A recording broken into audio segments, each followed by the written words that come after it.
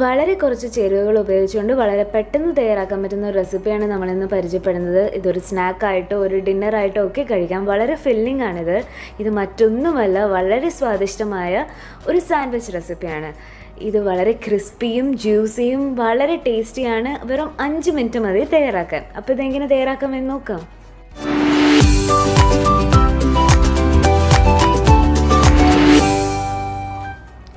അപ്പോൾ ഇതിൻ്റെ ഇൻഗ്രീഡിയൻസ് ഡിസ്ക്രിപ്ഷനിൽ കൊടുത്തിട്ടുണ്ട്. നമുക്ക് തുടങ്ങാം. ആദ്യമായിട്ട് വേണ്ടത് ഒരു സവാളയാണ്. അത് ഇതുപോലെ വളരെ ചെറുതായിട്ട് അരിഞ്ഞിട്ട് നമുക്കൊരു ബൗളിലേക്ക് ചേർത്ത് കൊടുക്കാം. കൂടെ തന്നെ നമുക്ക് വേണ്ടത് 2 തക്കാളിയാണ്. അതായത് സവാള എടുത്തതിൻ്റെ ഡബിളായിട്ടുള്ള അത്രയും തക്കാളി എടുക്കണം. അതും ഇതുപോലെ വളരെ ചെറുതായിട്ടൊന്ന് അരിഞ്ഞിട്ട് ഒരു ബൗളിലേക്ക് ചേർത്ത് കൊടുക്കുന്നുണ്ട്. ഇനി നമ്മൾ 2 പച്ചമുളക്, അധികം എരിവില്ലാത്ത പച്ചമുളകും വളരെ നൈസായിട്ട് ഇതുപോലെ ഒന്ന് അരിഞ്ഞിട്ട് ഇതേ ബൗളിലോട്ട് ചേർത്ത് കൊടുക്കുന്നുണ്ട്. അല്പം മല്ലിയില കൂടെ ചേർത്ത് കൊടുക്കുന്നുണ്ട്. അപ്പോൾ നല്ലൊരു ഫ്രഷ് ആയിട്ടുള്ള ഒരു ടേസ്റ്റ് കിട്ടും. ഇനി ഇതിൽ ആവശ്യത്തിന് അത്രയും ഉപ്പ് ചേർത്ത് കൊടുക്കാം. ഇത്രയും തന്നെ മതി. കൂടെ തന്നെ വളരെ കുറച്ച് ഒരു 1/4 ടീസ്പൂണോളം മുളക് പൊടി കൂടി ചേർത്ത് കൊടുക്കാം. ഇനി ഇതെല്ലാം കൂടി നന്നായിട്ടൊന്ന് ആദ്യം സ്പൂൺ വെച്ചിട്ടൊന്ന് മിക്സ് ചെയ്ത് കൊടുക്കാം.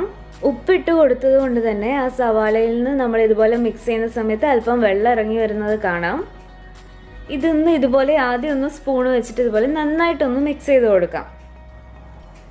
ഇനി ആ സ്പൂൺ അങ്ങോട്ട് മാറ്റിയതിന് ശേഷം കൈ വെച്ച് നന്നായിട്ടൊന്ന് നമുക്ക് മിക്സ് ചെയ്ത് കൊടുക്കാം. പച്ചമുളകും മുളക് പൊടിയൊക്കെ ഉള്ളത് കൊണ്ട് തന്നെ വേണമെങ്കിൽ ഒരു ഗ്ലൗസ് ഉപയോഗിച്ചാലും കുഴപ്പമില്ല. ഇതുപോലെ നന്നായിട്ടൊന്ന് മാഷ് ചെയ്ത് കൈ വെച്ചിട്ട് നന്നായി പ്രസ് ചെയ്തിട്ടൊന്ന് മിക്സ് ചെയ്ത് കൊടുക്കാം. അപ്പോൾ ഈ തക്കാളി നല്ല ജ്യൂസി ആയിട്ട് വരും. നമ്മൾ അല്പം പഴുത്ത തക്കാളി നോക്കി എടുക്കുന്നതായിരിക്കും ഈ റെസിപ്പിക്ക് നല്ലത്. അപ്പോൾ ഇതുപോലെ ഒരു 2 മിനിറ്റ് ഒന്ന് നന്നായിട്ടൊന്ന് മിക്സ് ചെയ്ത് കൊടുക്കാം. എല്ലാം കൂടി ഒന്ന് മിക്സ് ചെയ്ത് ആ ഉപ്പൊക്കെ പാകത്തിനുണ്ടോ എന്ന് ചെക്ക് ചെയ്തതിന് ശേഷം നമുക്കിത് മാറ്റി വയ്ക്കാം. ഇത്ര തന്നെ മതി. അപ്പോൾ നമ്മൾ ഫില്ലിങ്സ് റെഡി ആയിട്ടുണ്ട്. ഇനിയിപ്പോൾ സാൻഡ്വിച്ചിന് എന്താണെന്ന് വെച്ച് കഴിഞ്ഞാൽ നമുക്ക് ബ്രെഡ് വേണം അല്ലേ. അപ്പോൾ നിങ്ങളുടെ കയ്യിലുള്ള ഏത് ബ്രെഡോ, വൈറ്റ് ബ്രെഡോ അല്ലെങ്കിൽ വീറ്റ് ബ്രെഡോ ഏത് വേണമെങ്കിലും എടുക്കാം. അതിനുശേഷം നമുക്ക് ഈ ബ്രെഡിൻ്റെ മിഡിലായിട്ട് ഈ ഫില്ലിങ്സ് വെച്ച് കൊടുക്കാം. ഇതിലേക്ക് മയണൈസോ അല്ലെങ്കിൽ വേറെ ഒരു സാധനങ്ങളും കെച്ചപ്പോ ഒന്നും തന്നെ ചേർത്ത് കൊടുക്കുന്നില്ല. ഈ ഫില്ലിങ്സ് മാത്രം തന്നെ മതി.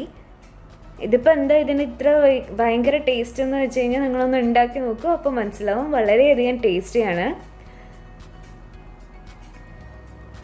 അപ്പോൾ ഇനി ഇതിൻ്റെ മുകളിൽ നമുക്ക് വേറൊരു സ്ലൈസും കൂടി വെച്ച് കൊടുക്കാം ബ്രെഡിൻ്റെ. ഇതുപോലെ ഒന്ന് പ്രസ് ചെയ്തതിന് ശേഷം നമുക്ക് ഇനി ടോസ്റ്റ് ചെയ്തെടുക്കാം. അപ്പോൾ ഇവിടെ ഇപ്പോൾ ഒരു പാനിലാണ്, അയൺ പാനിലാണ് ടോസ്റ്റ് ചെയ്യുന്നത്. അപ്പോഴാണ് ഇതിന് നല്ല ടേസ്റ്റി ആയിട്ട് വരുന്നത്. അപ്പോൾ ഈ പാനിലേക്ക് അല്പം ഗീ ചേർത്ത് കൊടുക്കുന്നുണ്ട്, നെയ്യ് ചേർത്ത് കൊടുക്കുന്നുണ്ട്. വളരെ കുറച്ച് മതി. എന്നിട്ട് അതിൻ്റെ മുകളിൽ നമുക്ക് ഈ തയ്യാറാക്കിയ സാൻഡ്വിച്ച് വെച്ച് കൊടുക്കാം. ഒരു മീഡിയം ഫ്ലെയിമിൽ നമുക്ക് ഈ ഭാഗങ്ങളും നന്നായിട്ടൊന്ന് ടോസ്റ്റ് ചെയ്തെടുക്കണം.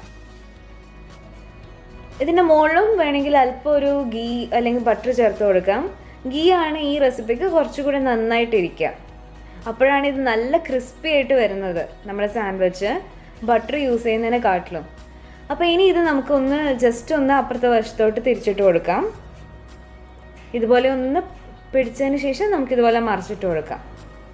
അങ്ങനെ ഇരുവശങ്ങളും നന്നായിട്ടൊന്ന് ടോസ്റ്റായിട്ട് വന്നിട്ടുണ്ട്. നോക്ക്, വളരെ പുറംവശമൊക്കെ നല്ല ക്രിസ്പിയാണ്. അപ്പം നെയ്യ് തന്നെ ചേർത്തിട്ടൊന്ന് ഉണ്ടാക്കി നോക്കണം കേട്ടോ. ഇതിൻ്റെ അകത്തൊക്കെ നല്ല ജ്യൂസിയാണ്, പുറമേ നല്ല ക്രിസ്പിയാണ്, ക്രഞ്ചിയാണ്. അപ്പോൾ ഇത് തീർച്ചയായിട്ടും ഒന്ന് ട്രൈ ചെയ്ത് നോക്കണം. 5 മിനിറ്റ് തന്നെ മതി. നോക്കി ഇതിൻ്റെ അകത്ത് എത്രമാത്രം ജ്യൂസി ആയിട്ടാണ് ഇരിക്കുന്നതെന്ന്. ഇതുപോലെ തന്നെ നമുക്ക് സെർവ് ചെയ്യാം. എല്ലാവർക്കും ഇഷ്ടപ്പെടും, കുട്ടികൾക്കും മുതിർന്നവർക്കും ഒക്കെ ഇഷ്ടപ്പെടും. തീർച്ചയായിട്ടും ഒന്ന് ട്രൈ ചെയ്ത് നോക്കൂ. ഇഷ്ടപ്പെട്ടാൽ ലൈക്ക് ചെയ്യാനും ഷെയർ ചെയ്യാനും കമൻറ്റ് ചെയ്യാനും മറക്കരുതേ. Thank you for watching.